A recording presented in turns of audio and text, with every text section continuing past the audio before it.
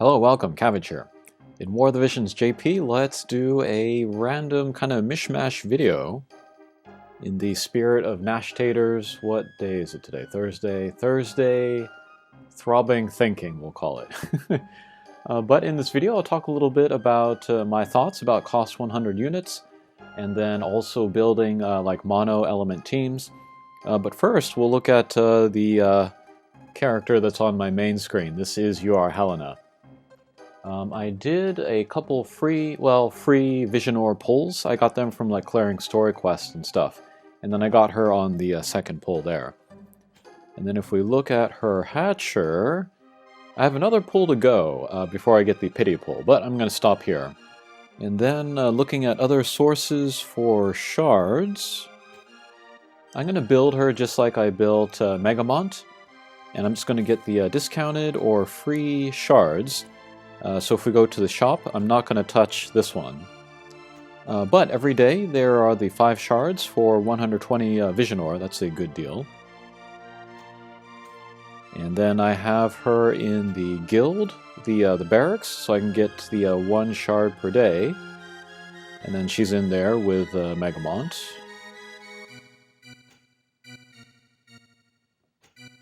And of course I can do the daily hard quests for 1 shard. And then there are these guys, the limited time hard quests. I was really happy to be able to pull Helena before this expired. So I got the 20 today, and then it'll be good for another 3 times I think. So that's a nice little boost there. And then there are the login bonuses. This is another, let's see, 10, 20, 30, 40. Great. And then there is the bingo board, as usual. Still got 20 more there. And yeah, those are all the shards that I'm going to get here. During her first release. So yeah, I have not paid full price for one of her shards, so I'm very happy about that. And I'm going to slow build her. But now I'm working on a Megamont as well, so whenever a shard select ticket appears in the shop, I'll have to kind of debate between the two, which one I want to use it on. I kind of feel like with Megamont, he might perform better at lower levels, because no matter how high his levels go, his like defense won't change. His resistances won't change. It won't get any better. His HP will go up for tanking. That'll be important. But Hyper Helena, she is an attacker, and so every level you can give her will mean more damage from her, which is the main reason to use her. So it's kind of tempting to put it on to Hyper Helena instead. And then I'm not going to do a full review of her here, but I wanted to show her calculator skills, because I think that's what most people are most interested in. But let's see, what do we got? Let's see, height, dark. That's the single target, very nice vertical range.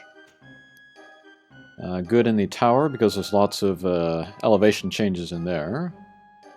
And level 4 Dada, God, look at that AoE.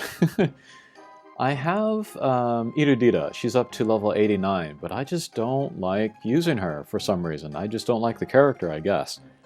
So Helena is going to be really the first UR calculator unit that I will have and use, so it's going to be fun. I think she could be a good farmer. And then here's Height Cure. Again, single target, nice verticality. And then height 3 don't act, that's nice in certain situations. And CT average, rarely use that. Here is the damage split, that's a nice counter ability. And height 3 cure, this is maybe one of the things that people were most interested in, but yeah, I can use her as a healer. And then she'll be, I think, the first Dark Element unit with a heal. So this will be great for Dark teams, both for PvE and PvP. She does not have Holy, which I guess makes sense, because she is a Dark Element unit. For some reason, people were wondering if she had full life, but she doesn't have the White Mage subjob. Maybe people don't know their Halloween Leelas as well as they think they do. Oh, one very surprising thing about Hyper Helena was that she has 15% slash resistance. So you could build her in that way, take her against slash teams, and then she'd be really good against those physical attackers. So very interesting possibilities there. Okay, but that's that. Yes, I did break my policy and pulled a little bit more to get her. But it was free vision ore, so it was almost like I was not really pulling at all. If you are disappointed with me, feel free to let me know. I don't care because I have Helena. Okay, next I guess I can talk about one of the other topics. One was just cost 100 units, thoughts on those overall. So this is the second cost 100 unit that we have gotten in 2 months.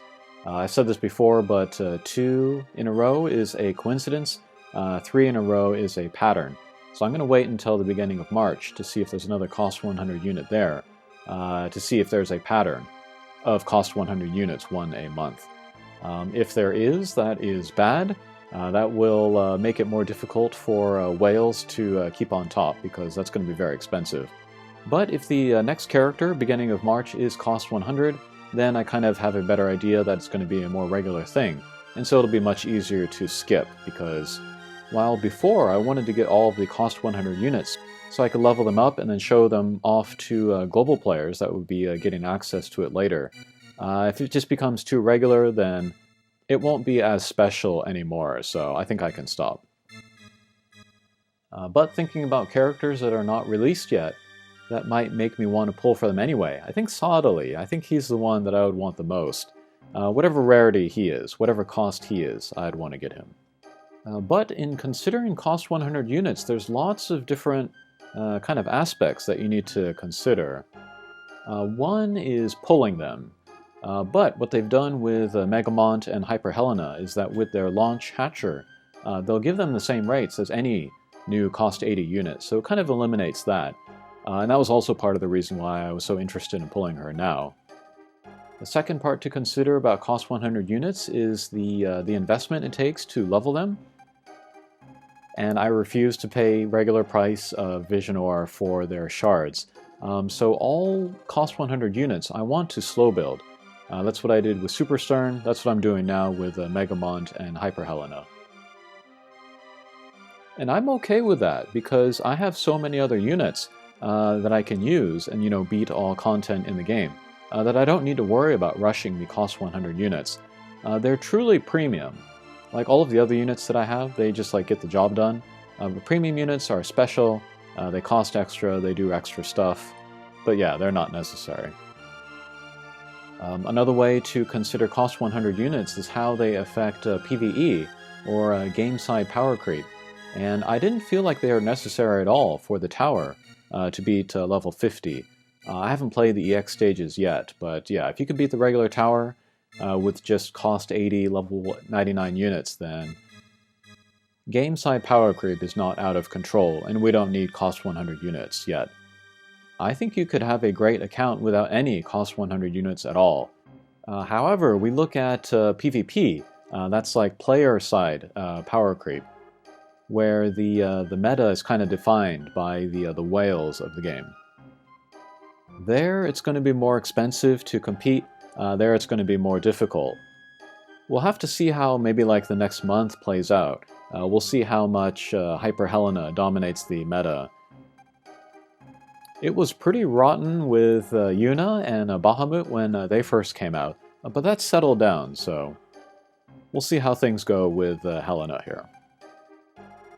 And one last thing about cost 100 units, I still don't really recommend them to new players or casual players, because just the time that it will take to level them up, you could be working on other units and getting more done in the game, rather than having to wait so long and then commit so many materials to just one character.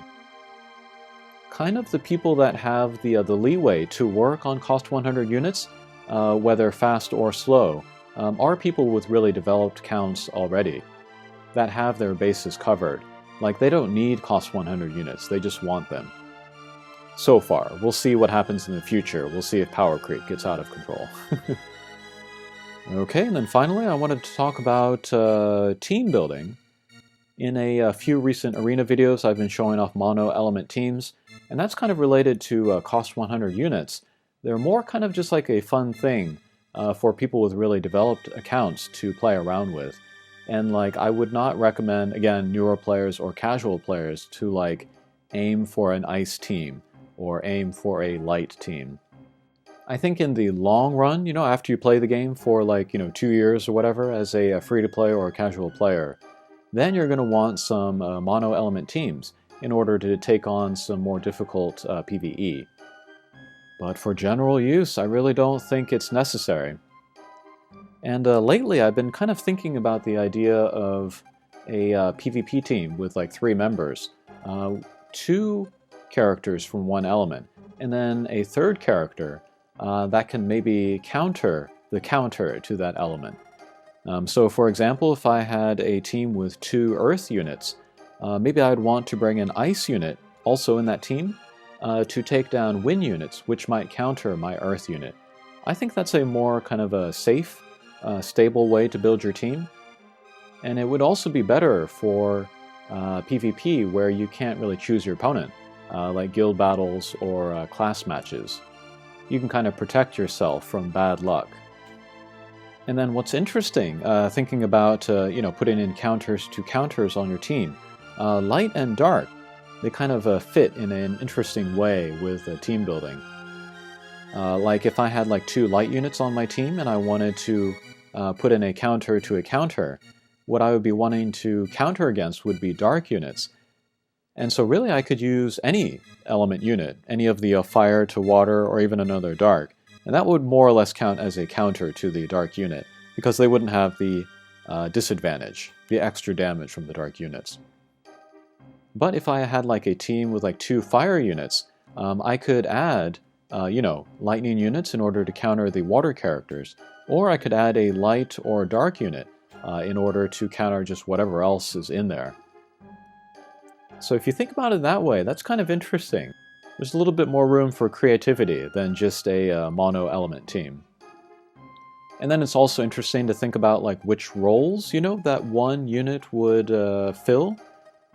Like, would you want your counter to the counter be an attacker and just try to take down the enemy's counter more quickly? Or would you want that, odd element unit to be a tank so that you could just soak up the hits from that counter unit while your other characters take them down? I don't know, it's interesting, it's fun to think about. Okay, but that'll be it for this video, just kind of a mishmash, just some random thoughts there. Alright, hopefully your luck is as good or better than mine with the polls, and we'll see you again. Take care.